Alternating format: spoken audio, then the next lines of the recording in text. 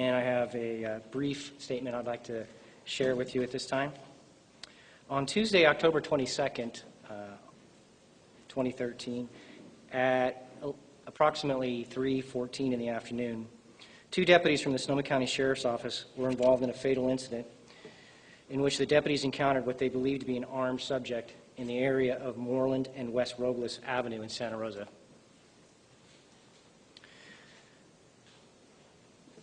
The male was subsequently shot by one of the deputies and succumbed to his wounds at the scene. Pursuant to the Sonoma County Law Enforcement Chiefs Association employee-involved fatal incident protocol, the Santa Rosa Police Department was requested to assume primary investigative responsibility of the incident. The Sonoma County District Attorney's Office and the Petaluma Police Department is assisting with that investigation. Our investigation is ongoing at this time. After interviewing the involved deputies, the witnesses we've identified to this point, and examining the crime scene, we're prepared to release the following information. The deputies were riding together in the same patrol car.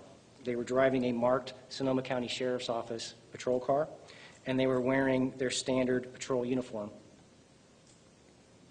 While driving in the area of Moreland and West Robles, they observed a subject walking northbound on the west side of Moreland, just north of West Robles. The subject was wearing a blue hoodie-style sweatshirt and shorts. One of the deputies immediately recognized that the subject was carrying what appeared to be an assault-style rifle, similar to an AK-47 assault rifle. The weapon was in the subject's left hand, and his hand was at his left side.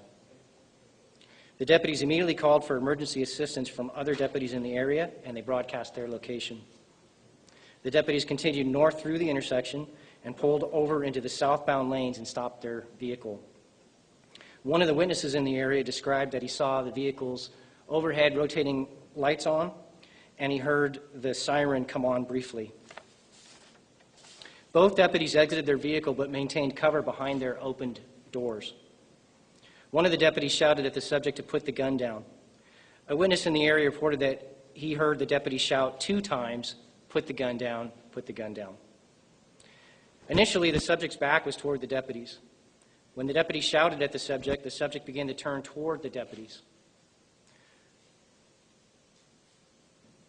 One of the deputies described that as the subject was turning toward him, the barrel of the assault rifle was rising up and turning in his direction.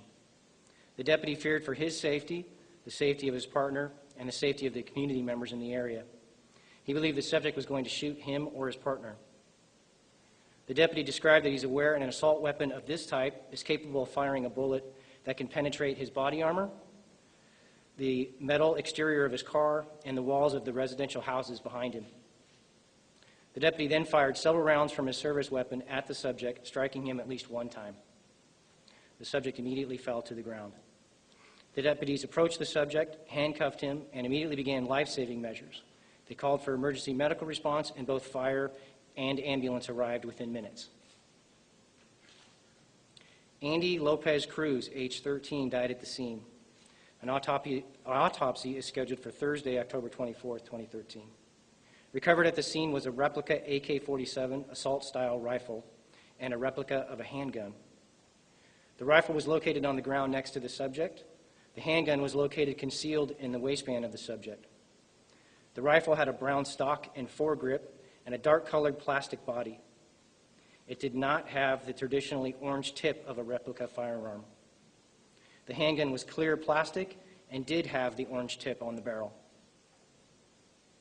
The Santa Rosa Police Department, in conjunction with the Sonoma County District Attorney's Office and Petaluma Police Department, continue to investigate this incident. Anyone with information about this incident is encouraged to contact the Santa Rosa Police Department at 543-3590. Now, I know there are often questions about replica firearms. We've brought here today the weapon that was recovered at the scene, and we also brought with us an authentic AK-47 style rifle.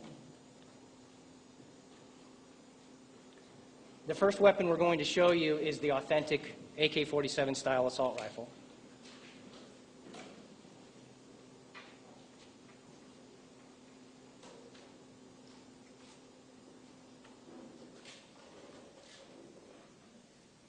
This weapon was recovered in conjunction with another investigation and is an AK-47 style assault weapon capable of firing live ammunition.